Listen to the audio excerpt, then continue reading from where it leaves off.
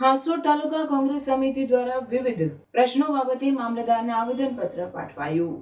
હાંસોડ તાલુકા કોંગ્રેસ સમિતિ દ્વારા એસટી બસના પ્રશ્નો, યુરિયા ખાતરની અછત, ઉકાઈ ડેમનું પાણી બંધ કરવા, રસ્તા અને નહેર જેવા વિવિધ પ્રશ્નોનું નિરાકરણ લાવવાની માંગ સાથે હાંસોડ મામલતદારને આવેદનપત્ર પાઠવી રજૂઆત કરવામાં આવી હતી। આ પ્રસંગે જિલ્લા પ્રમુખ અને પ્રદેશ પ્રભારી રાજેન્દ્રસિંહ રાણા, હાંસોડ તાલુકા કોંગ્રેસ પ્રમુખ વિજયસિંહ પટેલ, ભરૂચ જિલ્લા કોંગ્રેસ મહામંત્રી પરેશ પટેલ તથા કોંગ્રેસ કાર્યકારી પ્રમુખ મોહસિન મલિક તથા કોંગ્રેસના કાર્યકરો મોટી સંખ્યામાં ઉપસ્થિત રહ્યા હતા।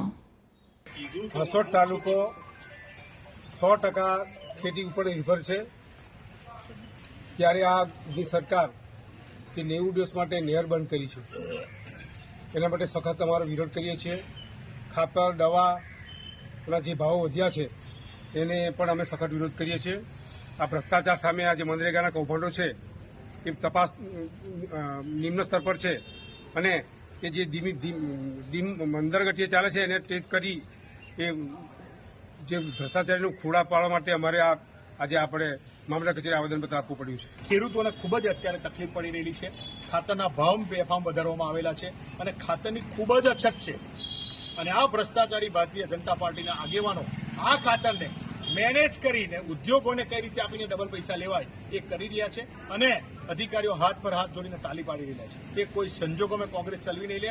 હાંસોડ તાલુકો અને આ ભરૂચ જિલ્લો ખેતી પ્રધાન પણ દબેલો છે, ભલે ઉદ્યોગો આવેલા છે પણ અસંખ્ય ખેડૂતો આજે ખાતર માટે વરખા મારી રહેલા છે, ત્યારે અમે મામલતદારશ્રીને આવેદનપત્ર આપીને રજૂઆત કરી રહ્યા છે કે આ ખાતરની અછત દૂર કરો અને ભાવ વધારો સરકાર તાત્કાલિક ધોરણે પાછો ખેંચે। સાથે સાથે આ જે સ્કૂલો ચાલે છે, વિદ્યાર્થીઓને એટલી તકલીફ પડે છે, જે 11 વાગે સ્કૂલ જવાની જગ્યાએ 1 વાગે બહાર પહોંચે, એ રીતે બસના જે ગામડાનું કનેક્ટિવિટી છે વારંવાર રજૂઆત અમારા તાલુકા કોંગ્રેસના આગેવાનોએ કરી છતાં પણ આજે બધી બસો અને અરેગ્યુલર એસટી કોર્પોરેશન ચલાવી રહેલી છે, એને પણ ધમકી આપે છે કે બસ ડેપો બંધ કરાવી દઈશું જો તમે રેગ્યુલર નહીં કરતો।